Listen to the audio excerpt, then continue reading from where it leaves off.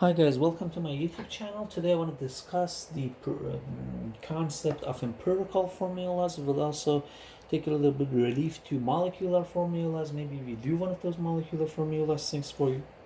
But I want to start doing some examples after introducing the strategy and try to actually talk about how do we actually get the empirical formulas.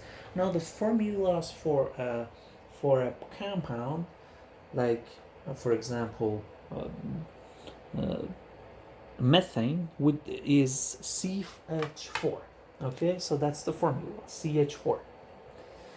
We have one carbon and four hydrogen atoms in a CH4, so these cannot be anything other than integers. I can't have C half H 0.25. Okay, these should be integer numbers, means definite number of atoms connected together in a molecule.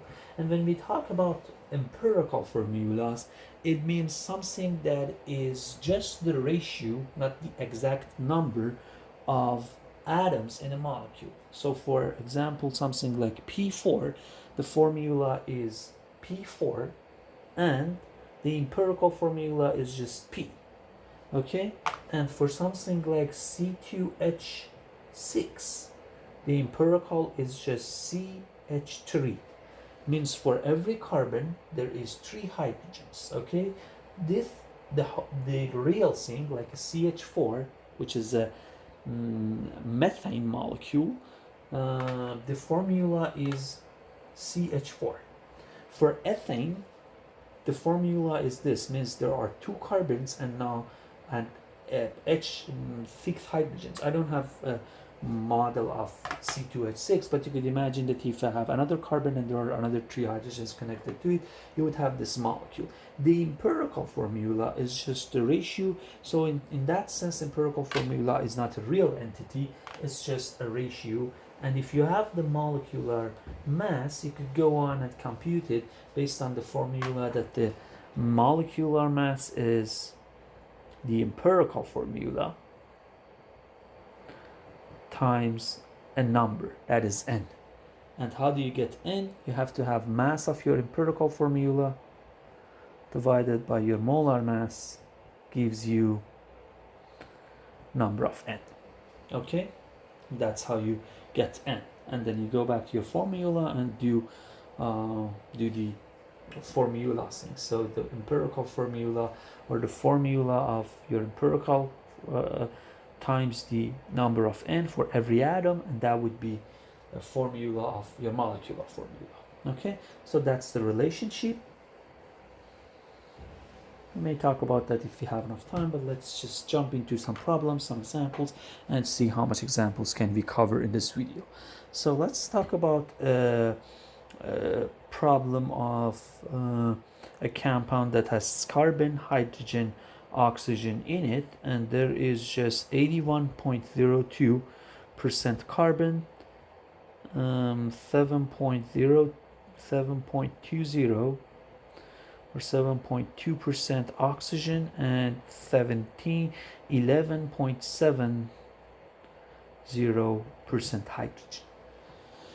You have a percentage that this is the weight percentage, so these are all grams. So anytime you have a percentage, you could assume that you have 100-gram sample of your compound that you're talking about, and then you could just convert or take these percentages as grams. Okay, so I have 81.02 grams, 7.2 grams, and 11.7 grams of hydrogen, oxygen, carbon. So these are grams. I just took 100%, and the sum of those percentages are always 100. Okay, so these are the grams of those compounds. Okay, and if there is a if this one is not given, you could just sum this two up and take 100 from that to compute it. Okay, the problem doesn't necessarily the problem do not need to give you all the three. If it provides for you that we have this, this, and this, it should give you which element, but one of the element it could just not give you. Then because the sum should be 100, you could actually find out the third component, okay, or the fourth component.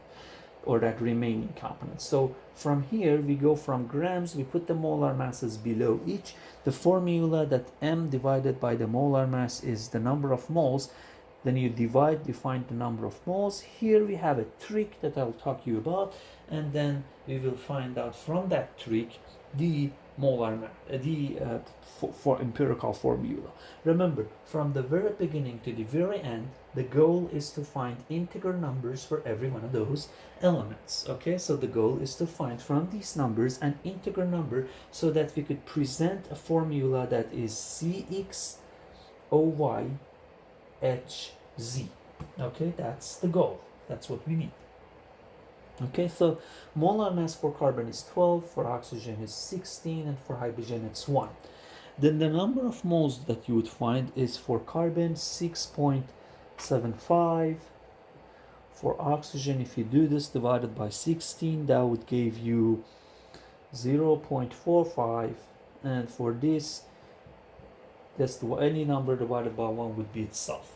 From here, when you have the number of moles, you look up this row of moles and you spot the smallest amount. Here, that's the smallest amount.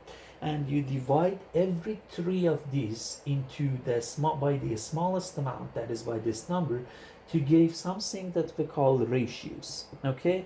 And then we look at ratios. I will also talk about ratios, the different ratios that we have, and some numbers that you may have on a cheat sheet, or you could actually memorize if you're so good at maths. Okay, if not, you could just have it on a cheat sheet on an exam or any test that you would like to get to participate. Okay, those ratios. So the smallest one is this.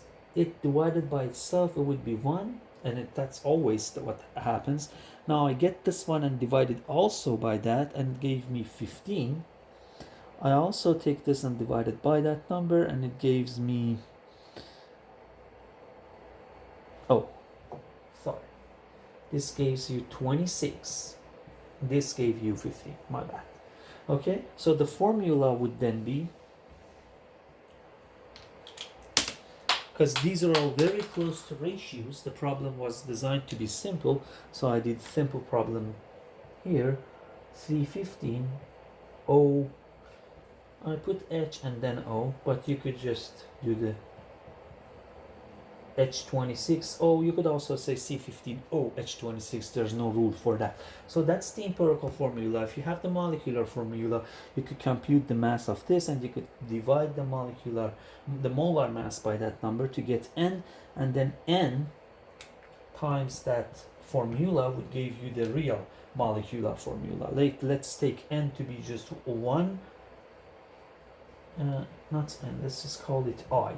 Okay, a number that should be an integer as well, and that I times this should give you the same. If it's 1, that means the molecular formula is also the same as your empirical formula. If it's 2, for example, that would be C30 H40 H52, actually 26 times 2. So you get every component O2, every component times that I. If I is 2, the molecular formula would be this. Okay, so that's the first example.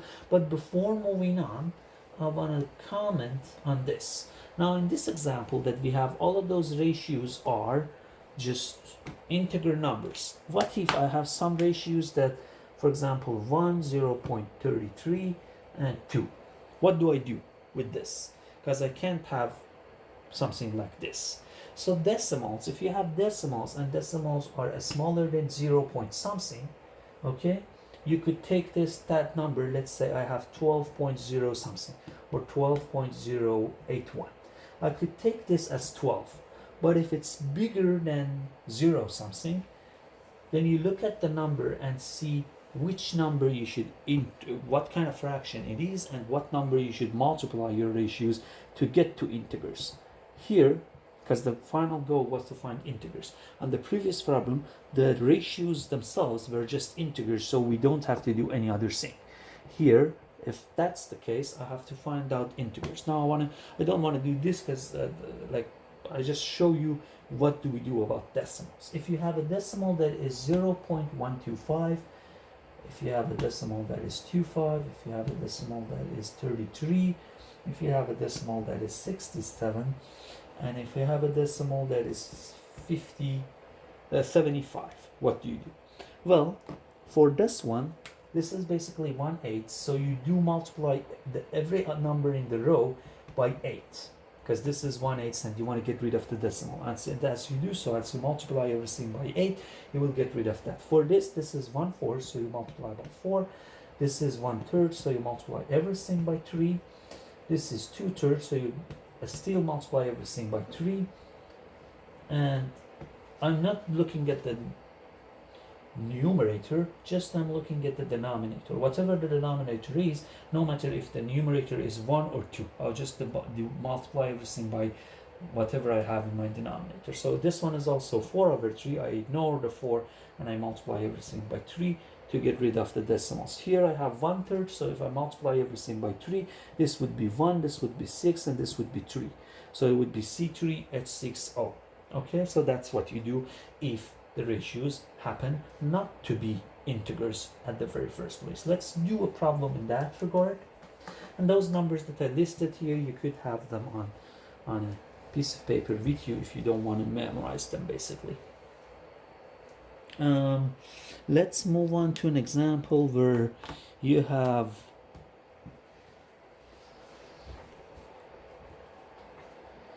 CuCl. The percent of Cu is 64.1 and the percent of Cl is 35.9%. Okay.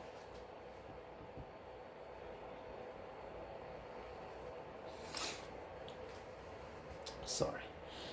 So again, I assume that I have 100 gram of my substance that would provide me with 64.1 gram of copper and 35.9 gram of chlorine. The molar mass, if you look on the periodic table, for copper is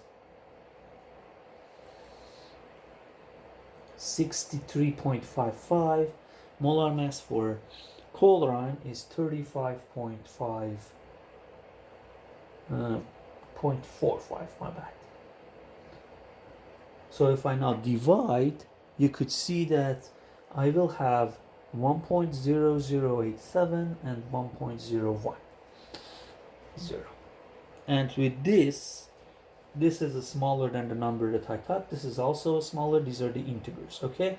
And also here I could take the smallest one, but because both of them are very close to 1, there's no need to do that. But let's just do that for the sake of simplicity. We take this one as the smallest one and divide. This would provide 1 if I divide it by itself, and this would provide 1.00 something, and I don't want to actually do that. So the integers and the ratios would also be 1. So the formula is Cu1 Cl1, writes with ones we don't write, and that's CuCl, the empirical formula. Let's do another example real fast. Let's say we are interested to calculate the empirical formula of a compound that is chromium and sulfur, and 51.9% of it is chromium and 48.1% of it is sulfur. Again, we assume 100 gram of our compound, and we then go talking about the molar masses. Okay, so 51.9 gram of chromium and 48.1 gram of sulfur.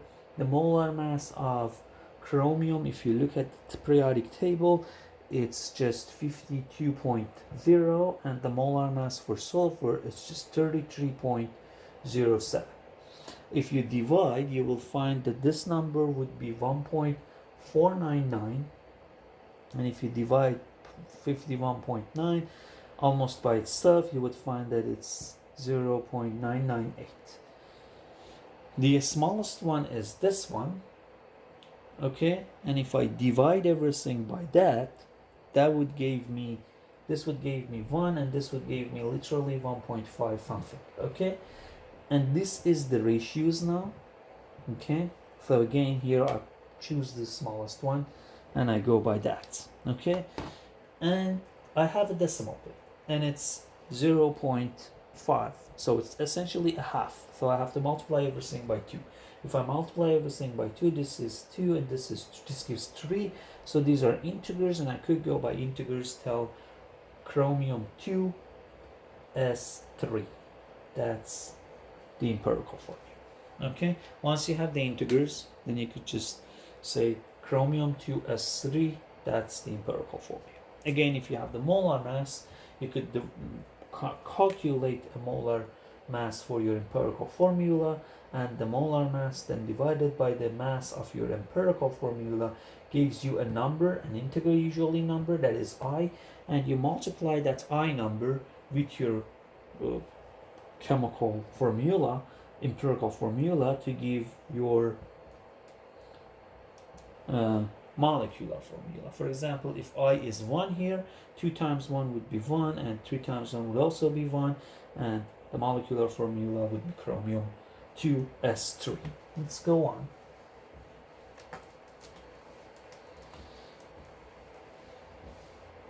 I'm gonna move on to yet another example in this sort of problem, and then wrap it up with that example here for this video. Okay, so let's say I have a compound having barium, chromium, oxygen. 38.9% of it is barium, 29.4% of it is chromium, and 31.7% of it is oxygen. I would still assume that I have 38.9 gram of barium, 29.4 gram of chromium, and 31.7 gram of oxygen. Molar mass for barium is 137.33 from the periodic table. For chromium, that is 52 that we used in the previous problem, and oxygen is 32.0, of course. And then this divided by this gave me 0.2833.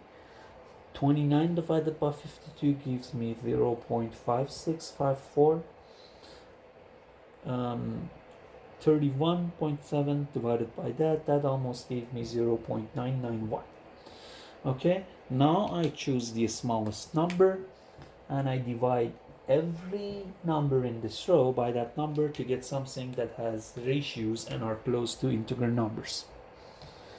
So if I divide this one by that will give me 3.498.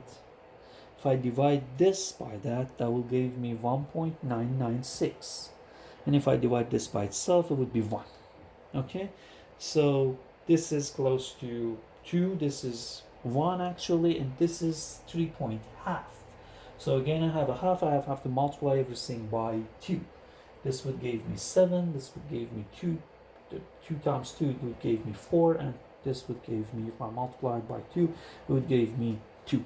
Now that I have integers, I could go on and say chromium, my bad.